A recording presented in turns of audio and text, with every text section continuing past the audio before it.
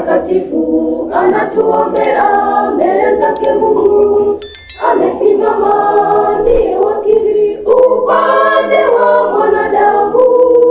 Kazi kubwa ya upatanisho hakuwaifanya mwingine. Yesu pekee Mwana-Kondoo ameshinda. Yuko mbinguni, mpe moyo wako sasa. Neema imekuja, Bwana wa huruma alikufa, tumpe maisha tuende kwake. Yeye ni wakili wetu wa maisha, kuwa ni mfano wa Melkizedeki.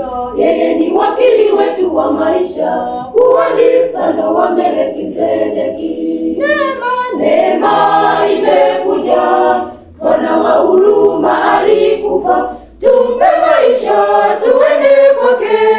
Yeye ni wakili wetu wa maisha, kuwa ni mfano wa Melkizedeki. Yeye ni wakili wetu wa maisha, kuwa ni mfano wa Melkizedeki.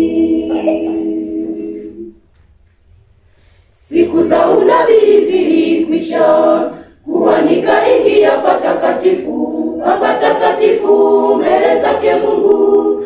Anatimiza kazi ya mwisho, kumkomboa mwanadamu.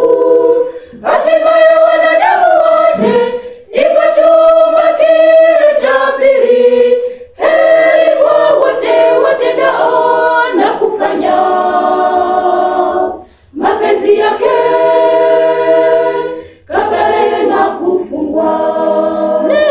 Neema imekuja, Bwana wa huruma alikufa, tumpe maisha tuende kwake. Yeye ni wakili wetu wa maisha, kuwa ni mfano wa Melkizedeki. Yeye ni wakili wetu wa maisha, kuwa ni mfano wa Melkizedeki. Neema imekuja, Bwana wa huruma alikufa, tumpe maisha tuende kwake. Yeye ni wakili wetu wa maisha, kuwa ni mfano wa Melkizedeki. Yeye ni wakili wetu wa maisha, kuwa ni mfano wa Melkizedeki.